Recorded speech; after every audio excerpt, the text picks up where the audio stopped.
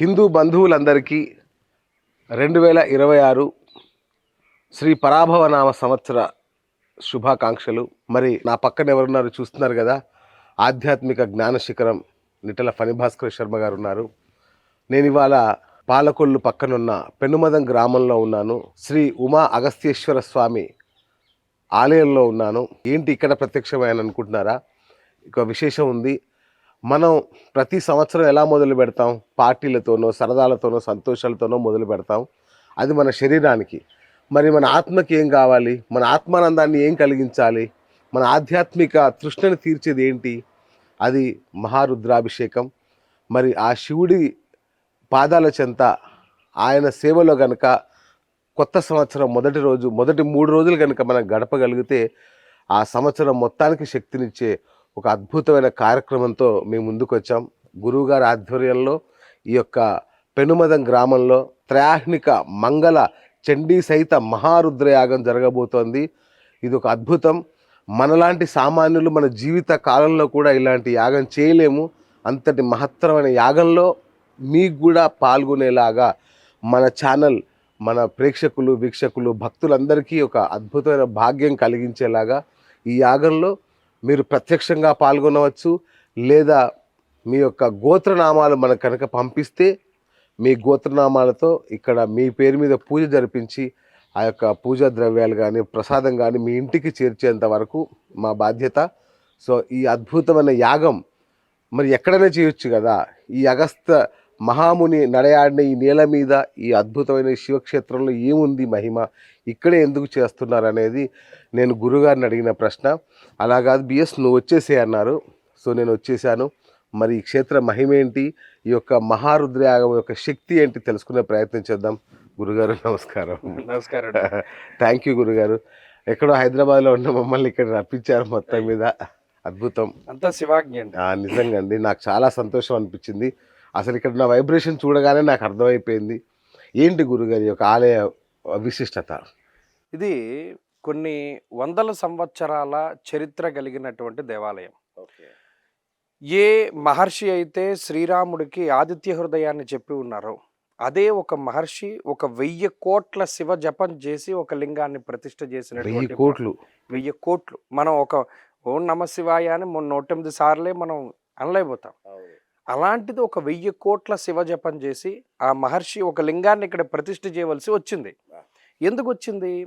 మీరు ఎంటర్ అయ్యేటప్పుడు మీకు ఒక బోర్డు కనిపించింది, పెనుమదం అని రాశారు. అవును. కానీ ఒరిజినల్ గా దీని పేరు ఏంటి అంటే పెనుమేధము.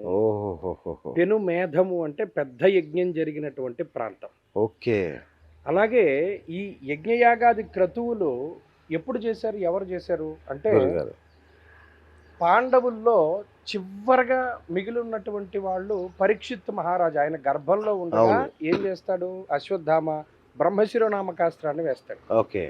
ఆయన మృత శిశువుగా జన్మించి శ్రీకృష్ణుడి యొక్క అనుగ్రహం చేత బయటపడతాడు. ఓకే. ఆ పరీక్షిత్ మహారాజుని తక్షకుడు అనేటువంటి ఒక పాము కాటేస్తుంది. అవును.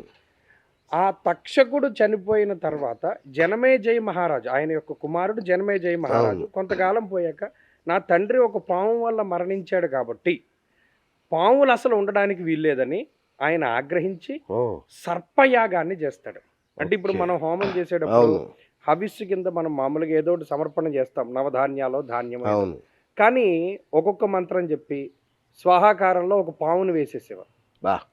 అంటే అది నాగులు అనేటువంటి వారు, లేకపోతే నాగరికత లేదు.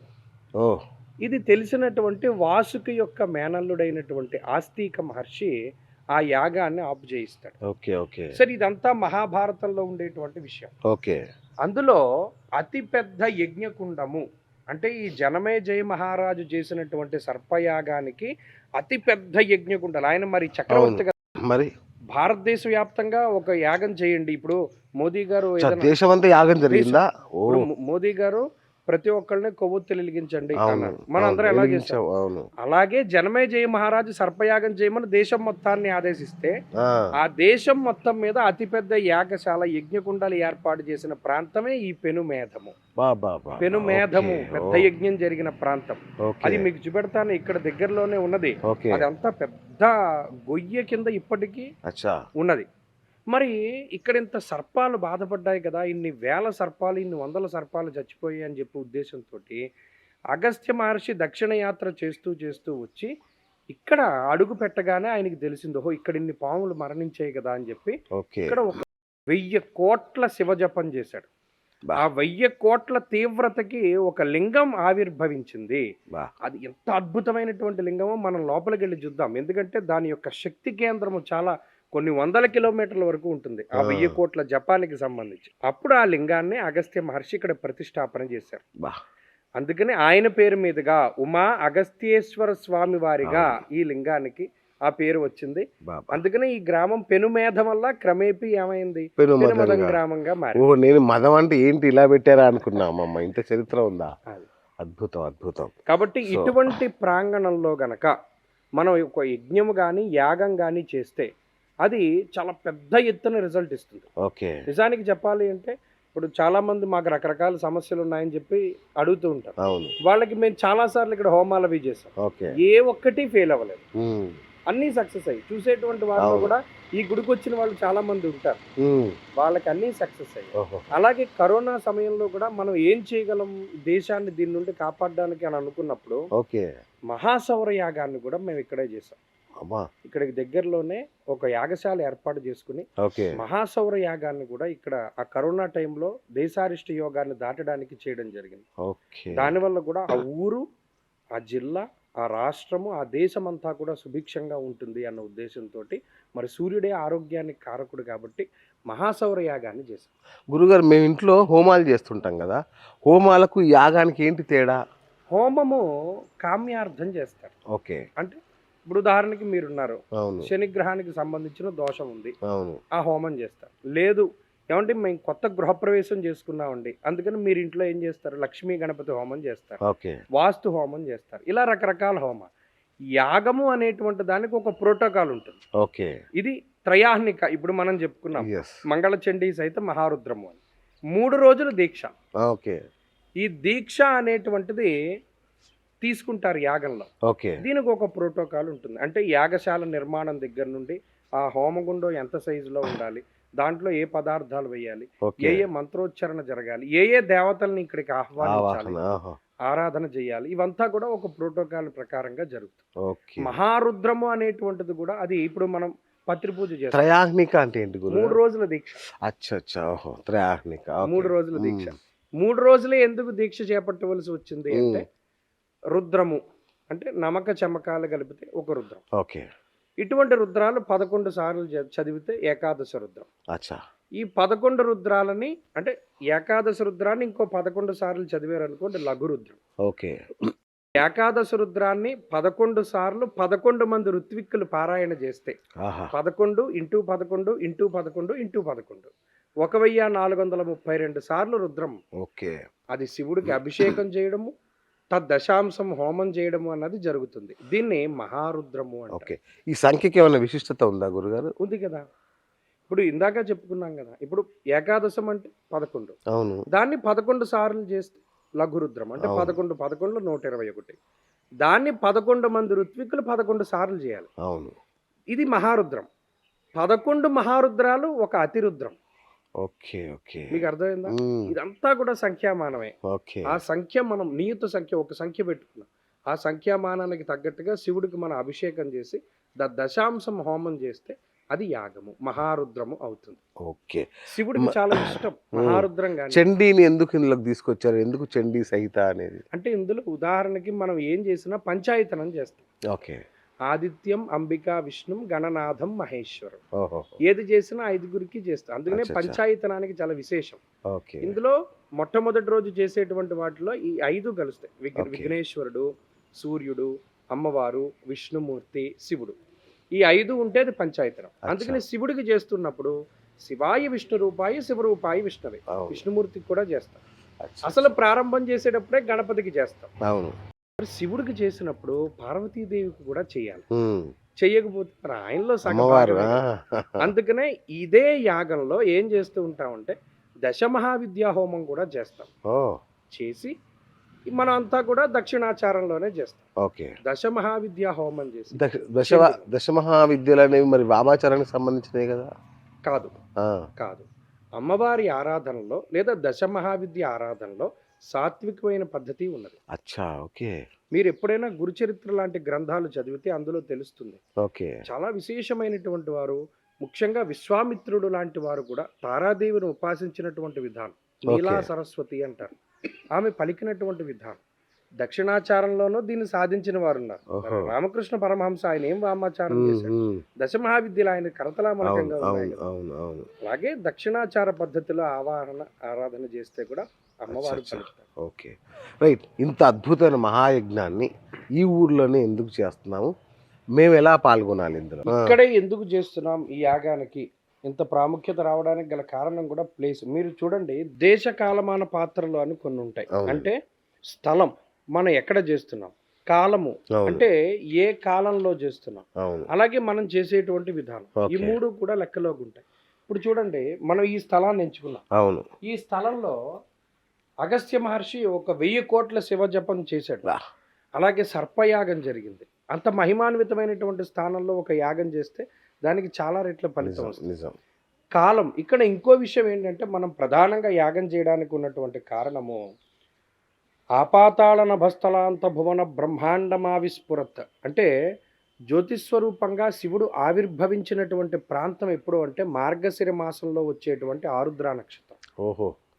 కానీ ఈసారి ఏమైంది అంటే, జనరల్గా ఇప్పుడు కూడా మార్గశిర మాసం ఆరుద్ర నక్షత్రం అన్నది ధనుర్మాసం వచ్చాకే వస్తుంది. ఓకే. కానీ ఈసారి మనకి ఏమైందంటే, మరి వచ్చే సంవత్సరంలో అధిక మాసం వస్తుంది కాబట్టి అచ్చా, ధనుర్మాసము అనేటువంటిది కొంచెం ఆలస్యంగా వచ్చి ఓకే. ఈ ఆరుద్ర నక్షత్రం వచ్చే నాటికి మార్గశిరం పూర్తయిపోయింది.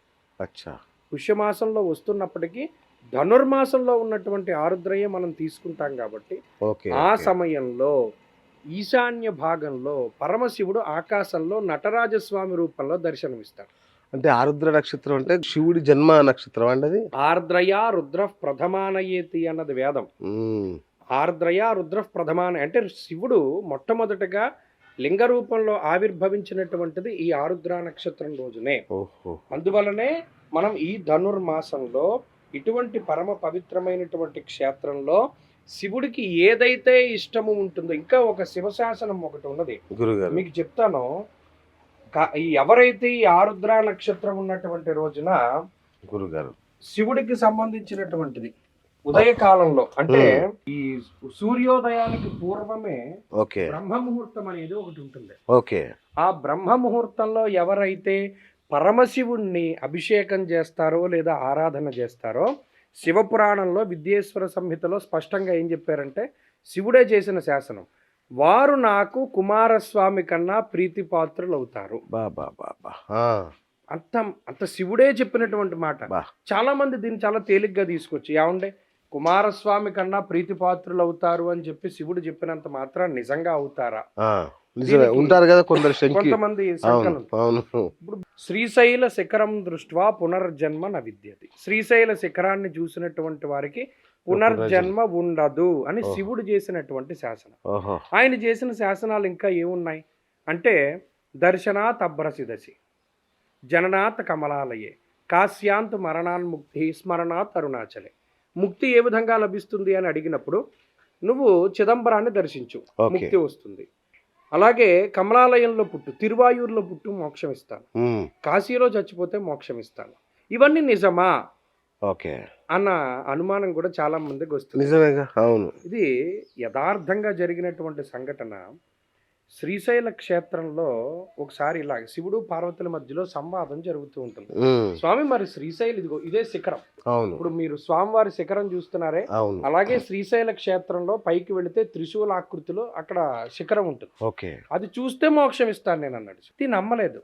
పార్వతీదేవి అడిగింది, నిజంగా ఇస్తారా, నేను నీకు చూపెడతానని చెప్పి ఆయన ఒక వృద్ధుడి యొక్క రూపంలో ఈ పాతాళ గంగకి పక్కనే ఆయన మునిగిపోతున్నట్టు ఉమ్, చెయ్యిలా పైకి లేపి బురదలో కూరుకుపోతున్నట్టు అరుస్తూ ఉంటాడు శివుడు. శివుడు. ఆ. పార్వతీదేవి అక్కడ నుంచుని, నా భర్త మునిగిపోతున్నాడు, మీలో ఎవరైనా పుణ్యాత్ములు ఉంటే నా భర్తను కాపాడండి, పుణ్యం చేసిన వాళ్ళే పుణ్యాత్ములే కాపాడాలి, ఎవరో కాపాడడానికి వీల్లేదని ఆవిడంటుంది. వచ్చిన వాళ్ళందరూ వెళ్ళిపోతూ ఉంటారు, అమ్మో నాకు పుణ్యం లేదు, నేను పుణ్యం. ఒక వేశ్యా స్త్రీ ఉంటుంది. ఆ వేశ్య ఏం చేస్తుంది, అబ్బా ఇక్కడ నాకన్నా పుణ్యాత్మురాలు లేదు అని చెప్పి ఆయన్ని పైకి లేపుతుంది. అక్కడ జరిగినటువంటి విషయం ఏంటి అంటే ఆవిడ ఒక మాట నమ్మింది. అమ్మా, నేను శ్రీశైల శిఖరాన్ని దర్శించాను, నేను చేసిన పాపం అంతా పోయింది, పుణ్యము పాపము రెండు పోయే నాకు. ఓకే. బ్యాలెన్స్ అయిపోతేనే కదా ఇంకో జన్మ ఉండదు. పుణ్యం ఉన్నా పాపం ఉన్నా ఇంకో జన్మ వస్తుంది. అమ్మ, నాకు పుణ్యము లేదు పాపము లేదు, ఇంకా ఏమైనా ఉంటే శివుడి క్షేత్రంలో ఉన్నందుకు పుణ్యము ఉంటుంది, నా పాపం అంతా శిఖరాన్ని చూస్తే పోయింది అని ఆవిడ చేయి పట్టుకుని పైకి లాగితే అప్పుడు పార్వతీ పరమేశ్వరులు ప్రత్యక్షమవుతారు. నమ్మకం అనేటువంటిది ముఖ్యం. శివ శాసనాన్ని ఎవడైతే నమ్మి శివునికి ఇష్టమైనటువంటి విషయాలను చేస్తాడో ఖచ్చితంగా వాళ్ళకి శివుడు పలుకుతాడు. అందుకనే మనం ఈ మార్గశిర మాసం ఆరుద్ర నక్షత్రం రోజున పరమశివుడికి అత్యంత ఇష్టమైనటువంటి అతి ప్రాచీనమైనటువంటి ఈ వైదిక క్రతువుని శశాస్త్రీయంగా, నాకున్నటువంటి చాదస్తం మీకు తెలియదు, శశాస్త్రీయంగా ఒక మనిషి తన జీవితంలో ఎన్ని హోమాలు అయితే చేసుకుంటాడో అన్ని హోమాలని 3 రోజుల్లో చేస్తున్నాం. ఇప్పుడు ఎలా సాధ్యం గురుగారు అన్ని హోమాలని? అన్ని మనం తిరుగుతున్నటువంటి ఈ ప్రాంతంలోనే ఇక్కడ యాగశాల వేస్తారు. ఇక్కడ స్వామివారి యొక్క మండపాన్ని ఏర్పాటు చేస్తారు. ఇది ఆగ్నేయ భాగం కాబట్టి యాగశాల వేస్తారు. వేసి మొట్టమొదటి రోజున విఘ్నేశ్వర పూజ చేస్తారు. ఋత్విక్ వరుణం ఉంటుంది. ఋత్విక్కులకి వారికి దీక్ష కింద ఇచ్చి తర్వాత మహన్యాసం చెప్పి శివుడికి రుద్రాభిషేకాలు ఇవన్నీ చేసిన తర్వాత మధ్యాహ్న సమయంలో మొట్టమొదటి రోజు గణపతి యొక్క హోమం, లక్ష్మీ గణపతి హోమం. ఆ రోజునే దక్షిణామూర్తి హోమం, దత్తాత్రేయ స్వామి వారికి హోమం, నవగ్రహ హోమము, నక్షత్ర హోమం, ఇవన్నీ కూడా ఆ మొదటి రోజునే మనం ఏర్పాటు చేయడం జరుగుతుంది. తర్వాత రెండవ రోజు అంటే 2వ తారీఖు మరలా 2వ రోజు కూడా పునఃపూజ. ఎందుకంటే మనకు సంఖ్య పూర్తి అవ్వాలి కదా, 1432 అభిషేకాలు కంప్లీట్ అవ్వాలి, దశాంశం హోమం జరగాలి అంటే 2వ రోజు కూడా అభిషేకాదులు ఇవన్నీ ప్రారంభం అవుతాయి. ఆ 2వ రోజునే సుబ్రహ్మణ్య స్వామికి సంబంధించినటువంటి హోమాదులు, అలాగే అష్టదిక్పాలకులకు సంబంధించినటువంటి హోమాలు, అలాగే ఇంకా విశేషమైనటువంటి హోమాలన్నీ కూడా పాశుపత హోమాదుల్లో భాగంగా ఆ రోజు చేస్తారంటే వాస్తు, మృత్యుంజయ ఇటువంటి హోమాలన్నీ అందులో చేస్తారు. ఈ హోమాదులన్నీ కూడా ఆ రోజే పూర్తి చేస్తారు. ఇక 3వ రోజు అతి ప్రధానమైనటువంటి రోజు. మన గొప్ప అదృష్టం ఏంటి అంటే ఈసారి పౌర్ణమి ఆరుద్ర 2 కలిసి వచ్చాయి 3వ తారీఖున. చాలా విశేషమైనటువంటి రోజు. ఈ మహారుద్ర యాగానికి ఒక సార్థకత ఏమిటి అంటే 3వ రోజే ఆరుద్ర నక్షత్రం కోసమే మనం ఇదంతా చేస్తాం కదా. ఆ రోజు 2:30కి దేవాలయానికి వస్తారు. రాత్రి 2:30కి వచ్చి స్వామివారికి సంబంధించిన అభిషేక ద్రవ్యాదులు అంటే విశేషంగా పంచామృతాలు, పళ్ళరసాలు, డ్రై ఫ్రూట్స్, విభూది, అన్నాభిషేకము అనేటువంటిది ప్రత్యేకంగా చేశారు. ఉజ్జయిని మహాకాళేశ్వరుడికి ఏ విధంగా భస్మాభిషేకం జరుగుతుందో స్వామివారికి అలాగే ఇక్కడ భస్మాభిషేకం, అలాగే స్వామివారికి అన్నాభిషేకం. అన్నాభిషేకం ఎక్కడైతే జరుగుతుందో ఆ ప్రాంతానికి కానీ, అది చేసిన వాళ్ళకి కానీ, ఆ ప్రసాదం తీసుకున్నటువంటి వాళ్ళకి కానీ, ఆ వంశానికి ఎప్పుడూ కూడా కరువు కాటకాలు రావు. అంత విశేషమైనది. అది 2:30కి మొదలుపెట్టి విఘ్నేశ్వర నమస్కారం చేసుకుని మహన్యాసం చేసుకుని 3:30 ఆ ప్రాంతానికి బ్రహ్మముహూర్తంలో అభిషేకాన్ని ప్రారంభం చేస్తారు. ఉదయం 7 వరకు ఆ అభిషేకం జరుగుతూనే ఉంటుంది. 3వ తారీఖు నాడు, 3వ తారీఖు. ఆ సమయంలో అభిషేకం చేసిన వారు, దాన్ని చూసిన వారు పరమశివుడి శాసనాన్ని అనుసరించి పరమేశ్వరుడికి కుమారస్వామి కన్నా ఎక్కువ ప్రీతిపాత్రులు అవుతారు. ఎప్పుడైతే ప్రీతిపాత్రులు అవుతారో అడిగిందంతా భగవంతుడు మనకి ఇస్తాడు. అసలు గొప్ప విషయం ఏంటి అంటే ఈ యాగం కొత్త సంవత్సరం ఆంగ్ల సంవత్సరం 1-2-3 తారీఖులు పడింది. అది కదా జనరల్ గా డిసెంబర్ లో వస్తుంది. మేము 2 సార్లు చేస్తా ఉండే ప్రతి సంవత్సరం మహారుద్ర యాగం. ఒకటి ఆషాఢ మాసంలో చేస్తాం, త్రయోదశి, చతుర్దశి, అమావాస్యకి చేస్తాం. ఎందుకంటే ఈ త్రయోదశి, చతుర్దశి, అమావాస్యల్లో కూడా ఆరుద్ర వస్తుంది ఆషాఢ మాసంలో. తప్పితే ఈ మార్గశిర మాసంలో చేస్తాం. ఈ 2 ఈసారి ఇది కొత్త సంవత్సరంలో పడింది. అంటే ఈ 1, 2, 3 తారీఖుల్లో పడ్డ ఈ మహారుద్ర యాగంలో పాల్గొనడం ద్వారా ఒక కొత్త సంవత్సరాన్ని, ఆంగ్ల సంవత్సరాన్ని అత్యంత శక్తివంతంగా మనం ప్రారంభం చేసినట్టు అవుతుంది. అసలు అదృష్టం భగవంతుడు మనకి కలిగించాడు. నిజంగా అసలు భక్తులందరికీ ఒక వరంలాగా చెప్పొచ్చు. నిజంగా అంటే కొత్త సంవత్సరాన్ని శివుడి సమక్షంలో కూర్చొని ప్రారంభించడం అనేది మహిమాన్వితమైనటువంటి దేవాలయం. పైగా మన దగ్గర ఏమంటే నాకు ఉన్నటువంటి ఉద్దేశం ఏంటంటే ప్రతి ఒక్కరూ అందులో పాల్గొంటే బాగుంటుంది అన్న ఉద్దేశంతో మేము ఎంతమంది వచ్చినా బ్యాచ్ల కింద వాళ్ళ చేత ఖచ్చితంగా ఆ హోమాదుల్లో అచ్చా. పాల్గొనేలా చేస్తాం. ఓకే.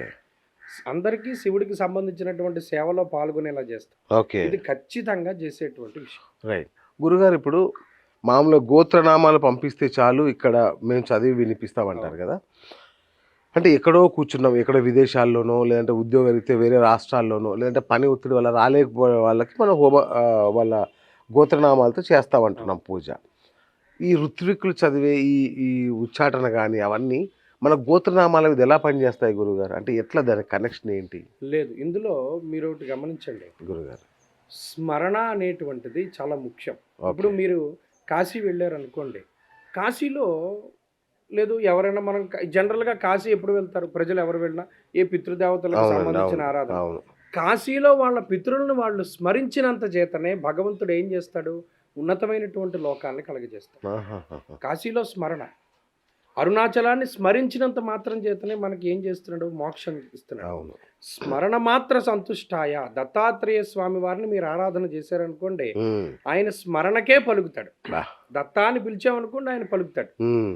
స్మరణకు అంత విలువ ఉన్నది. ఇంకోటి ఏంటంటే, మనం ఇటువంటి యాగంలో గోత్రనామాలు అంటే ఉత్తనే ఎవరు ఇవ్వరు కదా, ఏదో కొంత ద్రవ్యాన్ని యాగానికి అవును. వెచ్చించి వాడతారు. అవును. అవును. ఎప్పుడైతే మనం ఇచ్చినటువంటి ద్రవ్యము యాగంలో వినియోగింపబడిందో దాని ఓకే, తాలూకు ఓకే, ఫలితాన్ని వాళ్ళు ఖచ్చితంగా పొందుతారు. ఆహాహా. ఈ మహిమాన్వితమైన క్షేత్రంలో వారి పేరు ఉచ్చాటన చేయడం ద్వారానే ఆ వైబ్రేషన్స్ ఖచ్చితంగా వారికి వెళ్తాయి. ఓకే. ఓకే. కాబట్టి ఇప్పుడు దూరత్ర ఉంటారండి పాపం, ఏమంటే అవును. మేము పలానా చోట కళ్యాణం చేసుకోవాలి, మేము రాలేము, మా పేరు మీద జరిపించండి, మేము అన్నదానం చేయలేము, మేము అవును. డబ్బులు కడతాము, మా పేరు మీద మీ ద్రవ్యం అక్కడ వినియోగింపబడుతున్నప్పుడు ఖచ్చితంగా దాని తాలూకు ఫలితం మీకు ఉంటుంది. ఓకే. దాంట్లో ఏమాత్రం సందేహం ఉండదు. గురుగారు ఇంకొకటి నాకు డౌట్ ఏంటంటే యజ్ఞంలో ఈ హవిస్సు కానీ నెయ్యి కానీ వేస్తుంటాం కదా, ఇవి ఎట్లా దేవుడికి చేరతాయి ఇవన్నీ చాలా మంచి ప్రశ్న. గురుగారు? ఇప్పుడు దేవతలందరూ కూడా ఏం చేశారంటే హవ్యవాహనుడు. ఓకే. హవ్యవాహనుడు అంటే ఎవరు, అగ్నిదేవుడు. ఓకే. మనం ఏమి చేసినా అగ్నే. మీరు గమనించండి, ఏదైనా హుతం అవ్వాలి అగ్నే, అవును. లయం అవ్వాలి అగ్నే. అగ్ని. అవును. ఇప్పుడు చిన్న చిన్న పెంట కుప్పల దగ్గర నుండి పెద్ద పెద్ద యజ్ఞ, ఈ శరీరాన్ని సైతము ఇది దహింపజేసేది చేయాలంటే అగ్ని. అగ్ని. అవును. అవును. అగ్ని అనేక రకాలుగా ఉంటాడు. ఓకే. మనం యాగాలు యజ్ఞాలు చేసేటప్పుడు, హోమాలు చేసేటప్పుడు అగ్నిముఖం అని చదువుతాం. ఉమ్. చత్వారి శృంగాత్రయో అస్య పాద ద్వే శీర్షే సప్తహస్తాసో, ఉమ్. అంటే 7 చేతులతోటి 2 నాలుకలతోటి ఇలా మనం అగ్నిముఖం అనేటువంటి దాన్ని ప్రధానంగా చేస్తాం. అగ్నిముఖం అంటే ఏంటంటే, మనం అక్కడ ఏర్పాటు చేసినటువంటిది అగ్నిదేవుని యొక్క ముఖము. ఓకే.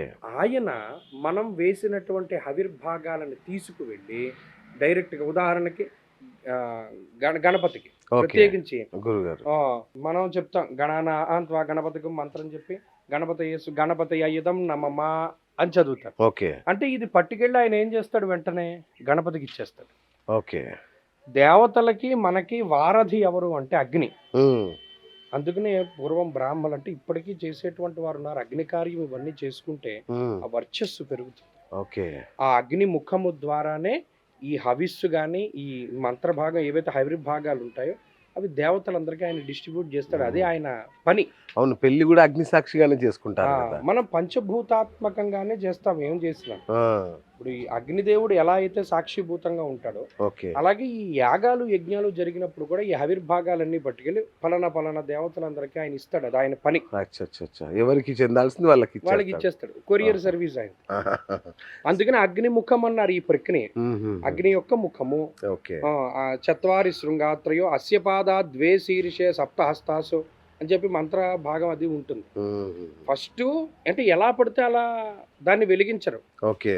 ఉదాహరణకి ఇప్పుడు మామూలుగా మనం ఏదైనా ఏ చెత్త కుప్ప తగలెట్టాలనుకుంటే అగ్గిపుల్ల గిలిగిస్తారు. అవును. కానీ అక్కడ అలా చేయరు. అగ్నిముఖం ఎప్పుడు కూడా. అవును. దానికి ఒక ప్రకరణ ఉంటుంది. అమ్మో. చతుష్పాత్రం అంటారు, ఉమ్. షట్పాత్రం అంటారు. ఉమ్. అంటే ఒక ప్రక్రియలోనే అగ్నిని మదనం చేస్తారు. అవును. ఇప్పుడు చూసాను నేను ఒక ఆరణి అంటారు. yes. అరణి.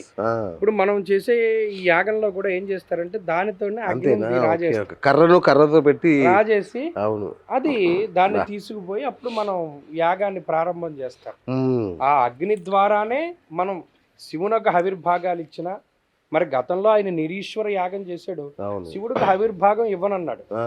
అందునే కదా అంత పెద్ద విధ్వంసం జరిగింది, అధ్వర యజ్ఞం చేశాడు అవును ఆయన. అవును. అలా కానీ ఇక్కడ అందరికీ ఆవిర్భాగాలు అన్నవి సమానంగా అగ్ని ఆయన ఇస్తాడు. ఇంకోటి గురుగారు, నమ్మకాలు చమకాలు అంటారు కదా, ఏంటి అవి? రుద్రం, ఆ, నమకం, అంటే? చమకం, ఇవి మనకి పంచసూక్తాలని ఉంటాయి. ఓకే నమకం, చమకం, పురుష సూక్తం, ఇటువంటివి పంచసూక్తాలు. ఓకే. ఇప్పుడు ఈ రుద్రంలో నమకం ఉంది, అందులో ఏంటంటే శివుడికి నమస్కారము, ఆ, పరమశివునికి నమస్కారము. ఓకే నమస్తే రుద్రమన్యవ ఉతోత ఇషవే నమః, నమస్తే అస్తు ధన్వనే బాహుభ్యాముదతే నమః. ఓ పరమేశ్వర నీకో నమస్కారం. నమస్తే అస్తు ధన్వనే బాహుభ్యాముదతే నమః, నీ బాహువులకి నమస్కారము. ఉమ్, ఇలా అంతా కూడా రుద్రం ఆయన్ని నమస్కరిస్తూనే ఉంటుంది. ఓకే. నమో నీలగ్రీవాయ చ శితికంఠాయ చ, నల్లని మచ్చ కలిగి ఉన్నవాడు, తెల్లటి కంఠాన్ని కలిగి ఉన్నవాడు. అవును. నమ కపర్ధినే చ వ్యుప్తకేశాయ చ, గొప్ప జటాజుటాన్ని కలిగి ఉన్నవాడు, అలాగే ఏ విధమైన వెంట్రుకలు లేనటువంటి వాడు. ఉమ్. ఇలా ఉంటుందన్నమాట. అంటే రుద్రం ఫుల్ కేశాలు కదా, వెంట్రుకలు లేకపోవడం ఏంటి? అదే గొప్ప విషయం. ఆ, మీరు నమకంలోనే 5వ అనువాకంలో ఇది వస్తుంది. ఉమ్, నమ కపర్ధినే చ వ్యుప్తకేశాయ చ. కపర్ధి అంటే పెద్ద జటాజూటం కలిగి ఉన్న శివుడు, వ్యుప్తకేశాయ చ, ఒక్క కేశము కూడా నెత్తి మీద లేనటువంటి వాడు. శంకర భగవత్పాదులకి ఏముంది, ఆయన సన్యాసి రూపంలోనే కదా. అచ్చా అచ్చా అచ్చా, ఓహో. శంకరాచార్యుల వారు దక్షిణామూర్తి యొక్క స్వరూపం. ఓకే దక్షిణామూర్తి అంటే శివుడే భూమి మీద జన్మిస్తే నడిచే శంకరులు కదా ఆయన పేరు. ఆదిశంకర్లు. దీనికి సంబంధించినటువంటిది రుద్రంలోనే ఉన్నది. ఇప్పుడు బా. ఈ నమ్మకం అనేటువంటిది శివుడికి నమస్కారం చేస్తుంది. చమకం ఉంటుంది, ఆ, అంటే నాకు ఫలానాది ఇవ్వు, ఓకే. ఓ పరమేశ్వర నాకు ఇది ఇవ్వు. అందుకని నమ్మకము చమకం, ఓహో. అవి రెండు దాన్ని కలిపితేనే రుద్రం అంటారు. ఉమ్, నమ్మకం చమకం కలిపితే రుద్రం. ఉమ్, అలాంటిది 11 సార్లు చదివితే ఏకాదశ రుద్రం. ఓకే. అటువంటి ఏకాదశ రుద్రం 11 సార్లు చేస్తే లఘురుద్రం. ఉమ్, లఘురుద్రాన్ని 11 మంది చేస్తే ఋత్విక్కులు, అది మహారుద్రము. ఉమ్. ఇప్పుడు మనం అదే చేస్తాం. అద్భుతం అద్భుతం. రైట్. అగస్త్యుడు నడయాడిన నేల అనేది చాలా గొప్పగా చెప్తుంటారు కదా, ఏంటి అగస్త్యుడి గొప్పతనం? అగస్త్య మహర్షి, మీరు ఇవాల్టిది కాదు, దేవతలకి ఎటువంటి క్లిష్ట పరిస్థితి వచ్చినా ఓకే. లోపాముద్రతో సహితంగా అగస్త్య మహర్షి దగ్గరికి వెళ్ళి అడుగుతారు. ఆహాహా. ఎందుకంటే ఆ కాలంలో దీపాన్ని కనిపెట్టినటువంటి వాడు అగస్త్య మహర్షి. ఓకే. గొప్ప శస్త్రాల్ని, గొప్ప అస్త్రాల్ని కనిపెట్టినటువంటి వాడు అగస్త్య మహర్షి. ఓకే. ఇప్పటికీ కూడా అగస్త్య మహర్షి ఒక బ్యాటరీని ఎలా కనిపెట్టాడు అన్నది చాలా వీడియోల్లో, యూట్యూబ్లో వాటిలో సర్క్యులేట్ అవుతూ ఉంటుంది. ఓకే. ఆయనకి అంత శక్తి ఉన్నది, ఆయనకి అంత తెలివితేటలు ఉన్నాయి. ఉమ్, తర్వాత ఇంకో విషయం ఏంటి, రాముడు రావణాసురుని సంహరించేటువంటి క్రమంలో అగస్త్యో భగవాన్ ఋషి రామ రామ మహాబాహో శృణు గుహ్యం సనాతనం. మరి అక్కడ ఆదిత్య హృదయం అనేటువంటి దాన్ని చెప్పింది ఎవరు? ఓహో. అగస్త్య మహర్షి. ఆదిత్య హృదయం వీరిదేనా? అగస్త్య మహర్షి. ఆ, తర్వాత లలితా సహస్రనామాలు మనం చదువుతున్నామంటే అది ఎవరి వల్ల వచ్చాయి? హయగ్రీవాగస్త్య సంవాదే. ఓ, హయగ్రీవుడు అగస్త్య మహర్షి ఇద్దరు సంవాదం, వారు మాట్లాడుకున్నప్పుడు ఆవిర్భవించిందే లలితోపాఖ్యానంలో ఉన్నటువంటి లలితా సహస్రనామం. ఆ, మరి వింధ్య పర్వతం పెరిగిపోతుందని దేవతలు, అసలు వింధ్య పర్వతం పెరిగిపోతే దక్షిణాదికి ఇంకా వెళ్తురు రాదని ఆ, దేవతలు అడిగితే వచ్చి కాపాడినటువంటి ఆయన ఎవరు? అగస్త్య మహర్షి. బా. కొల్హాపూర్ మహాలక్ష్మి దగ్గర నుండి దక్షిణాది యాత్రను చేసి దక్షిణ భారతదేశాన్ని అంతటినీ ఉద్ధరించినటువంటి గొప్ప మహర్షి ఎవరైనా ఉన్నారంటే అగస్త్యుడు. ఉమ్, గొప్ప విచిత్రం ఏంటంటే ఈ అగస్త్య మహర్షి ఇప్పటికీ దర్శనమిచ్చేటువంటి ప్రాంతాలు ఉన్నాయి భారతదేశంలో. ఆ, ఇప్పటికీ అగస్త్య మహర్షిని చూసినటువంటి వారు యోగులు, మునులు, ఋషులు ఇప్పటికీ చాలా మంది అగస్త్య మహర్షిని చూసిన వారు ఉన్నారు. బా. ఆయన ఇప్పటికీ ఉన్నాడు అగస్త్య మహర్షి. ఆ. రైట్ గురుగారు, ఇంత గొప్ప యాగం ఇక్కడ తలపెట్టాము ఈ ఆలయంలో, అద్భుతం. సామాన్యుడు సొంతంగా చేయించుకోలేడా ఈ యాగాన్ని? యజ్ఞయాగాది క్రతువులు ఒంటి చేతితో చేయగల సత్తా భగవంతుడు కొంతమందికి కొందరికే ఇస్తాడు. ఆ, కొందరికే. కొంతమందికి ఇవ్వగలుగుతాడు. రైట్. ఎందుకంటే మీకు ఇందులో ఒక 15 మంది ఋత్విక్కులు అవును. 3 రోజుల పాటు చేస్తారు. బా. దీనికి సంబంధించినటువంటి వారికి ఇచ్చేటువంటివి ఉంటాయి, వస్త్రముల దగ్గర నుండి అన్ని కూడా వారికి ఇవ్వవలసి ఉంటుంది, దీక్షా వస్త్రాల దగ్గర నుండి.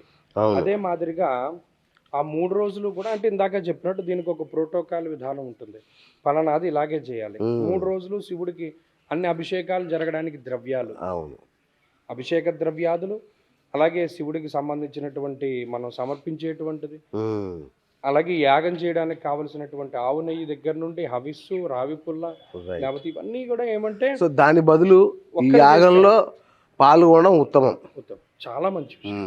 రైట్. ఎంత కట్టాల్సి వస్తుంది గురుగారు ఈ యాగంలో? అంటే ఉదాహరణకి గోత్రనామాలు అమెరికాలో ఉంటారు, ఎక్కడ రాష్ట్రాల్లో నేను అది ఉంటారు. మీకు చెప్తాను, మీ ద్వారా ఓకే, మీరు ఓకే, చెప్తారు కానీ ఓకే. నేను ఇంత అంత అని ఏమనుకోలే, అది మీకు నేను చెప్తాను. దాని ప్రకారం తప్పకుండా. మీరు సో ప్రత్యక్షంగా కూడా ఇక్కడికి వచ్చి పాల్గొనొచ్చా? చాలా మంచి అవకాశం. అవునా? నేను అదే చెప్తాను. ఆ, ఎప్పుడైనా మనకి వీలు కుదిరినప్పుడు ఆ ప్రాంతానికి వెళ్ళి అక్కడ ఉంటే వచ్చేటువంటి పాజిటివ్ వైబ్రేషన్స్ చాలా ఎక్కువగా ఉంటాయి. కరెక్ట్. అవకాశం ఉంది.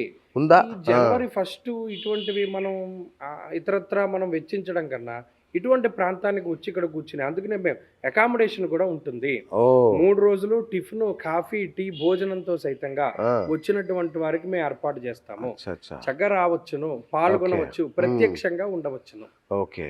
సో ఇక్కడికి రావాలంటే హైదరాబాద్ నుంచి అన్ని చోట్ల ట్రైన్స్, అన్ని బస్సులు. చక్కగా పాలకొల్లు వరకు ట్రైన్ సదుపాయం ఉంటుంది. ఓకే. పాలకొల్లు వస్తే ఇక్కడికి మేము చేరవేస్తాము. అచ్చా. రాజమండ్రి వరకు ఫ్లైట్ ఉంది, ఓకే. అక్కడ నుండి మీరు పాలకొల్లుకి రావచ్చు. శుభం. బస్సులు బోల్డ్ బస్సులు ఇంకా ఉన్నాయి, బోల్డ్.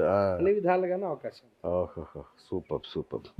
కానీ వచ్చేటువంటి వారు మాత్రం ముందుగా తెలియజేస్తేనే మనం అకామిడేషన్ అది ఇవ్వగలుగుతాం. ఖచ్చితంగా ఖచ్చితంగా లేకపోతే మనం ఇవ్వలేం. మన ప్రేక్షకులకి ఎట్లాగూ అనౌన్స్ చేస్తాము. వాళ్ళు కాల్స్ తీసుకొని మాట్లాడినప్పుడు పూర్తి వివరాలు వాళ్ళకి చెప్తాం కూడా. మనం ఎక్కడి నుంచి రావాలి, ఎలా వెళ్ళాలి, లొకేషన్ ఏంటి కూడా వాళ్ళకు వాట్సాప్ ద్వారా, మీరు ఎవరైతే రిజిస్టర్ చేసుకుంటారో మీ అందరికీ వాట్సాప్ ద్వారా ఈ సమాచారం అందుతుంది, అన్ని విషయాలు కూడా.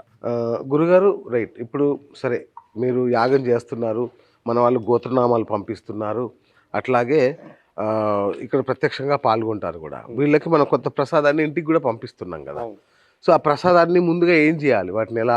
అయ్యో, ఇందులో మనం పంపేది ఏంటంటే యాగ భస్మం పంపుతాం. ఓకే. అది చక్కగా ప్రతిరోజు దాంట్లో కొంత ఆవు నెయ్యో, నువ్వుల నూనె ఏదో కలుపుకుని దాన్ని ప్రతిరోజు ధారణ చేయవచ్చు. అచ్చా. అలాగే రక్ష పంపుతాం, ఓకే. స్వామివారి రక్ష, అది చేతికి కట్టుకోవచ్చు. ఓకే. అలాగే ఇంకోటి ఏమైనా ప్రసాదం పాడైపోకుండా ఉండేటువంటిది పంపుతాం. ఓకే. దానిని కూడా చక్కగా వారు స్వీకరించవచ్చు. ఓకే. ఇదేమి మిగిలేటువంటిది కాదు, కటాకటికి సరిపోతుంది వాళ్ళకి. ఓకే. యాగం సమాప్తి సమయంలో పూర్ణాహుతి ఏం చేస్తారు?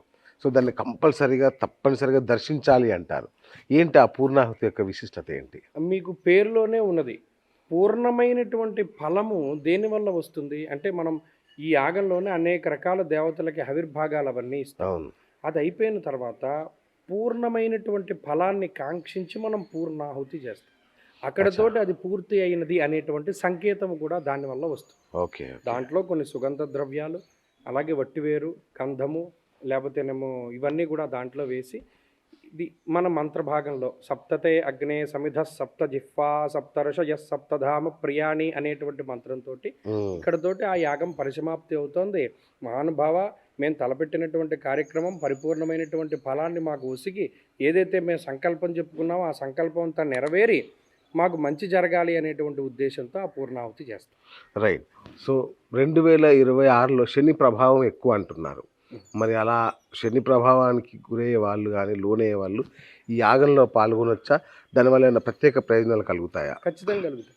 ఇక్కడ ఈ యాగంలో శనేశ్వరుడు ప్రతికూలించేటువంటి రాశులే కాక రాహుపీడ అధికంగా ఉండేటువంటి వారు కూడా పాల్గొనవచ్చు. ఓకే. మన ఇంద్రాకి ఈ క్షేత్రానికి సంబంధించినటువంటి ప్రాశస్త్యం చెప్పుకుంటూ ఇక్కడ మరి సర్పయాగం జరిగిందని చెప్పు. అవును. ఆ సర్పయాగానికి తశాంతిగా ఆయన మంత్రజపం చేశాడు. అవును. ఎవరు? అగస్త్య మహర్షి. అవును. అందుకని ఎవరి జాతకాల్లో అయితే సర్పదోషాదులు, కాలసర్పదోషాదులు, కుజదోషాదులు, నాగశాపాదులు ఉన్నాయో, ఏలినాటి శని, ఈ సర్ప సంబంధమైనటువంటి వారు ప్రధానంగా పాల్గొనవచ్చు. ఓకే. అలాగే పరమేశ్వరుడు ఎప్పుడూ కూడా గ్రహస్థితిని మార్చగలిగిన సత్తా ఉన్నవాడు. అవును. శనేశ్వరుడు కర్మకారకుడు. ఈ శనేశ్వరుని యొక్క గతిని సైతం మార్చగలిగి ఉన్నటువంటి వాడు పరమేశ్వరుడు. కాబట్టి అటు రాహువు ప్రభావము లేదా జాతకాల్లో ఉండేటువంటి సర్ప సంబంధమైనటువంటి దోషాల వారు, అలాగే ఈ శని ప్రభావం కలిగి ఉన్నటువంటి వారు, వీరందరూ కూడా యాగంలో పాల్గొనవచ్చు. శుభం శుభం. ముందుగా గురుగారు, నాకు ఈ అగస్తేశ్వరుని దర్శించాలని ఉంది. ఎందుకంటే మీరు చెప్పిన విధానం చూస్తుంటే గూస్ బంప్స్ వస్తున్నాయి. ఒక్కసారి మన అగస్తేశ్వరుని దర్శించి అసలు ఆయన విశిష్టత చెప్తే తప్పకుండా ప్లీజ్ రండి.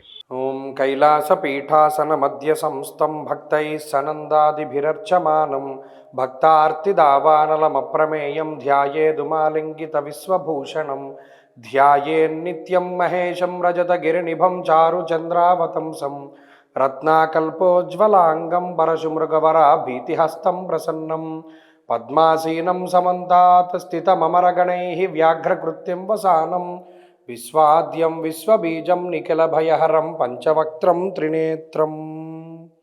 హర నమః పార్వతీపతయే హర హర మహదేవ శంభో.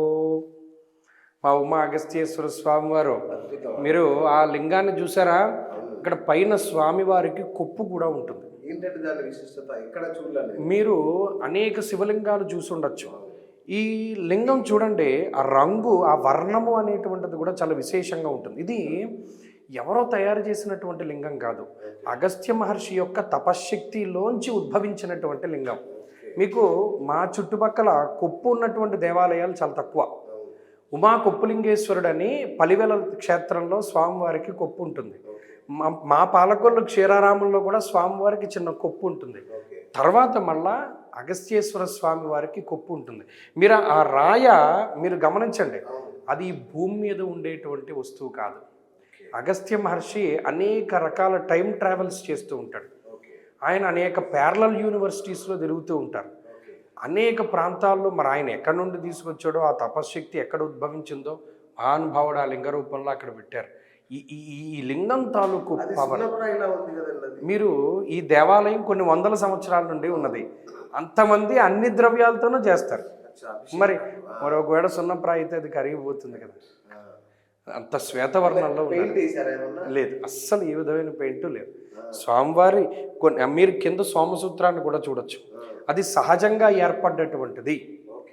ఇది తపశ్శక్తి మూలాన ఉద్భవించినటువంటి లింగం, ఋషి ప్రతిష్ఠిత లింగం. దీనికి ప్రాముఖ్యత ఎక్కువ. మీరు గమనించండి, లింగాల్లో కూడా చాలా రకాలైనటువంటి లింగాలు ఉంటాయి. అంటే ఇప్పుడు ఋషి ప్రతిష్ఠిత లింగం, లేదా మనలాంటి సాధారణమైనటువంటి వ్యక్తులు, మనుషులు ప్రతిష్ఠించినటువంటి లింగం, జ్యోతిర్లింగాలు కొన్ని ఉన్నాయి. జ్యోతిర్లింగము అనేటువంటి దానికి ఇలా ఎత్తుగా పానపట్టం ఉండదు. ఈ భూమి మీదే లింగరూపం వచ్చేస్తుంది. మీరు శ్రీశైలం చూడండి, సోమనాథం చూడండి, లేకపోతే ఉజ్జయిని, కాశీ, భూమి మీదనే లింగరూపం ఉంటుంది, చుట్టూ పానపట్టం ఉంటుంది. అందుకని ఆ లింగాలు కూడా లోతుగా లోపలకు ఉంటాయి. ఇవి ఋషి ప్రతిష్ఠిత లింగాలు లేదా మనిషి ప్రతిష్ఠిత లింగాలకి పానపట్టం అనేటువంటిది ఉంటుంది. ఆ డిఫరెన్స్ మనకి అది ఎంత గొప్పది అనేటువంటిది, ఆ శక్తి కూడా అక్కడే తెలిసిపోతుంది. ఉమాగస్తేశ్వరుని దర్శించండి, మహానుభావుడు పిలిస్తే పలికేటువంటి దేవుడు. ఇక్కడ ఎవ్వరు ఏ బాధని చెప్పుకుని ప్రత్యేకించి ఆరుద్ర నక్షత్రం రోజున వచ్చి లేదా కృత్తికా నక్షత్రం రోజున వచ్చి ఇక్కడ స్వామివారిని అభిషేకం చేసుకుంటారో వారు కోరిన కోరికలు అలా తీరుతాయి. చాలా ఖచ్చితంగా. రామాలయం ఉంది. ఈ క్షేత్రానికి ఆయన క్షేత్రపాలకులు. గొప్ప విచిత్రం ఏంటంటే, భద్రాచలంలో రాముడు ఏ విధంగా అయితే ఉంటారో ఇక్కడ రాముడు కూడా అదే మాదిరిగా ఉంటారు. ఇప్పుడంటే దేవాలయం అది కొంచెం కట్టేసి ఉంటుంది, మీకు చూపెడతాను. భద్రాచల క్షేత్రంలో స్వామివారు ఎన్ని భుజాలతోటి ఏ రకంగా ఆయన దర్శనమిస్తారో ఇక్కడ కూడా క్షేత్రంలో ఆయన అలాగే దర్శనమిస్తారు. ఆయన ఈ క్షేత్రపాలకుడు. గొప్ప విచిత్రం ఏంటంటే, ఆ ధ్వజస్తంభం పాడైపోయినప్పుడు తవ్వుతూ ఉంటే బయట కొన్ని విగ్రహాలు పెట్టారే, ఆ విగ్రహాలన్నీ లోపల నుండి కనబడ్డాయి. అంటే వాళ్ళ లెక్క ప్రకారం అనుకున్నది ఈ దేవాలయం కింద భూగర్భంలోనే ఇంకో దేవాలయం ఏదో ఉన్నది అంతర్లీనంగా. మరి లేకపోతే లోపల నుండి విగ్రహాలు రావు కదా. ఆల్రెడీ పైన గుడి ఉన్నప్పుడు కింద విగ్రహాలు ఎందుకు బయటపడ్డాయి అని వాళ్ళు ఆలోచన చేస్తే కింద కూడా ఏదో ఒక మహాద్భుతమైనటువంటి క్షేత్రము దాగున్నది అన్నది వారి యొక్క ఉద్దేశం. ప్రతి ఆలయానికి ఒక విశిష్టత ఉంటుంది.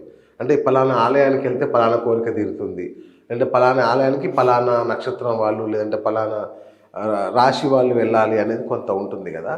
ఈ క్షేత్రానికి అలాంటి ఏమన్నా ఉందా ప్రత్యేకత అంటే ఇక్కడ అటువంటిది ఏమీ లేకపోయినప్పటికీ ఇందులో ఉన్న విశేషం ఏంటి అంటే, ఇందాక నేను చెప్పినట్టు అగస్త్య మహర్షి సర్పశాంతి కోసము ఆయన తాపత్రయపడి ఆ రకమైనటువంటి మంత్రాలను ఉచ్చరించాడు. కాబట్టి ఈ సర్పదోషాదులు, కాలసర్పదోషాదులు, నాగదోషాదులు, ఈ సర్పశాపాలు ఉన్నటువంటి వారు విశేషంగా ఇక్కడ శివుని ఆరాధన చేయవచ్చు. అలాగే ఆరుద్ర నక్షత్రంలో రాహువు నక్షత్రంలో పుట్టినటువంటి వారు, కృత్తికాది నక్షత్రాల్లో పుట్టినటువంటి వారు కూడా స్వామివారిని ఆరాధన చేయవచ్చు. లేదు అసలు స్వామివారి దర్శనం చేసుకున్నంత మాత్రం చేతనే ఇది తత్పురుష ముఖము అంటారు. పరమేశ్వరునికి 5 ముఖాలు ఉంటాయి. వామదేవము, అలాగే సద్యోజాతము, వామదేవము, అఘోరము, తత్పురుషము, ఈశానం అనేటువంటి ముఖాలు ఉంటాయి. ఒక్కొక్క ముఖంలో ఒక్కొక్క చోట దర్శనమిస్తాడు మహానుభావుడు. ఇది తత్పురుష ముఖము అంటారు. ఇది చూసినంత మాత్రం చేతనే ఈప్సితార్థములు నెరవేరుతాయి. అంటే కోరికలు, పలానా ఉద్యోగం రావాలి, పలానా వ్యాపారాభివృద్ధి జరగాలి. మేము ఇక్కడ చేసిన వాటిలో సగానికి సగం ఎటువంటి పూజలు అంటే వివాహం జరగాలి, సంతానం కలగాలి. ఇవి ఎక్కువ సక్సెస్ అయినటువంటివి. క్షేత్రానికి ఎలాంటి కోరికలతో ఇక్కడ రావాలి అంటే వివాహం జరగని వాళ్ళు, సంతానం కోసం వారు ఎక్కువ మంది వస్తుంటారు. ఓకే ఓకే గురుగారు, ఆ లింగానికి కింద ఆకారం ఏంటి? ఆకారం కానీ సోమసూత్రము అంటారు. ఇది సహజంగా ఏర్పడినటువంటి. ఇప్పుడు చూడండి, సోమసూత్రం ఉన్నటువంటి శివలింగాలు చాలా పవర్ఫుల్ లింగాలని మనకి చెప్తూ ఉంటారు. ఇక్కడ సహజంగా ఏర్పడినటువంటి సోమసూత్రం. ఆ అగస్త్య మహర్షి యొక్క తపశ్శక్తి వలనే ఆ సోమసూత్రం అన్నది ఏర్పడి అది అలా ప్రతిష్ఠ చేయబడింది. అంటే ఆ లింగం యొక్క శక్తిని అది తెలియజేస్తుంది. చాలా మహాద్భుతమైనటువంటి లింగం అని అర్థం. సో ఫైనల్గా మన అగస్త్యేశ్వర స్వామి దర్శనం లభించింది. నిజంగా అదృష్టం.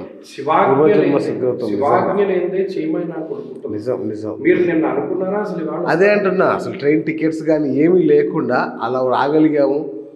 వెంటనే మీరు అనుకున్న క్షణంలోనే వచ్చేసాము. చాలా సంతోషం గురుగారు. ఒక అద్భుతమైన క్షేత్రం దర్శనం కలిగింది. అలాగే ఫైనల్గా మన యొక్క ఈ త్రయాహ్నిక మంగళ చండీ సహిత మహారుద్ర యాగం యొక్క విశిష్టత మరొక్కసారి మన ప్రేక్షకుల కోసం, ఎందుకు పాల్గొనాలి, వాళ్ళు ఎందుకు రావాలి? తప్పకుండా ఈ మహారుద్ర యాగాన్ని మనం ఎందుకు తలపెడుతున్నాము అంటే ఒకటే కారణం. ఆరుద్ర నక్షత్రం రోజున పరమశివుడిని బ్రహ్మముహూర్తంలో అభిషేకం చేస్తే దాన్ని మించినటువంటి ఫలితం లేదు. ఈ శరీరాన్ని మనకి భగవంతుడు ఇచ్చినందుకు పరమశివుడిని ప్రసన్నం చేసుకోవడానికి, అతి శీఘ్రంగా ప్రసన్నం చేసుకోవడానికి ఇది చాలా చాలా ఇంపార్టెంట్ డేస్ కొన్ని ఉంటాయి. అలా ఇది చాలా ముఖ్యమైనటువంటి రోజు. కాబట్టి ఈ 1, 2, 3 తారీఖుల్లో ప్రధానంగా 3వ తారీఖు బ్రహ్మముహూర్తంలో జరిగేటువంటి పౌర్ణానికి జరిగేటువంటి ఆరుద్ర నక్షత్రం రోజున శివ ముక్కోటిగా చెప్తారు. దాన్ని ముక్కోటి దేవతలు శివుడిని ఆరాధించేటువంటి రోజు. కాబట్టి ఆ రోజును పురస్కరించుకుని మనం ఈ మహారుద్ర యాగం చేయడం జరుగుతూ ఉన్నది. ఇందులో ప్రత్యక్షంగా పాల్గొనవచ్చును, పరోక్షంగా పాల్గొనవచ్చును. చాలా అద్భుతమైనటువంటి ఫలితం ఉంటుంది. ఇందాక మనం చెప్పుకున్నట్టు ఒక మనిషి తన జీవితంలో ఎన్ని హోమాలు చేసుకుంటారో అన్ని హోమాదులు కూడా మనం ఈ యాగంలో చేస్తాము. దీంట్లో పాల్గొన్న దీని వైబ్రేషన్స్ ఆల్రెడీ ఈ యాగంలో ఇప్పుడు మేము 4-5 మహారుద్రాలు చేసాం. దీనిలో పాల్గొన్నవారు ఒకసారి పాల్గొన్న వాళ్ళు మానకుండా మళ్ళీ అన్ని యాగాలకి వచ్చారు. మాతో అలాగే ట్రావెల్ అయ్యారు. ఫస్ట్ యాగం చేసాము, వాళ్ళు అనుకోకుండా వచ్చిన వాళ్ళు ఇవాంటికి మేము యాగం చేస్తున్నామంటే పలానా మొట్టమొదటిసారి కొవ్వూరులో చేసాము, పాలకొల్లో చేసాము, లేకపోతే వెంకటాపురంలో చేసాము. ఇలా చేసినప్పుడు ఇప్పుడు అగస్త్య మహర్షి ప్రతిష్ఠిత లింగంలో చేస్తున్నాం. మొదటి యాగానికి వచ్చిన వాళ్ళు మా అన్ని యాగాలకి వాళ్ళు కంటిన్యూగా అలా కంపల్సరీగా ఫాలో అవుతున్నారు. దానికి కారణం ఏంటి అంటే వాళ్ళు అనుకున్నటువంటిది జరిగింది. కాబట్టి ఇందులో అందరూ పాల్గొనండి. పరమేశ్వరుడి యొక్క కృప ఖచ్చితంగా కలుగుతుంది. సో గురుగారు ధన్యోస్మి, థ్యాంక్ యూ. సో ఇంత మంచి యాగంలో మాకు ఒక భాగం కల్పించినందుకు సర్వదా శతదా కృతజ్ఞులం మేము. Thank you. సో ప్రేక్షకులారా మరొకసారి చెప్తున్నాను, మర్చిపోకండి. ఇంతకంటే అంటే శివుడి పుట్టిన రోజున, శివలింగం ఆవిర్భవించిన రోజున, ఆ కాలంలో శివలింగోద్భవ కాలంలో మనం ఆయన పూజలో పాల్గొనడం కంటే ఇక జీవన్ముక్తికి సంబంధించి ఇంతకంటే గొప్ప విశేషము, సమయము, సందర్భం ఉండదు. కాబట్టి ఖచ్చితంగా పాల్గొనడానికి ప్రయత్నించండి. ఏమాత్రం అవకాశం ఉన్నా మిస్ కాకండి. మనం ఈ పార్టీలు, ఈ సరదాలు ఎప్పుడైనా చేసుకోవచ్చు, కానీ ఇలాంటిది మనకి ఎప్పటికి దొరకదు. కాబట్టి మళ్ళొకసారి చెప్తున్నాను, ఈ నెంబర్కి ఫోన్ చేసి వెంటనే రిజిస్టర్ చేసుకోండి. Thank you so much. ఓం నమః శివాయ.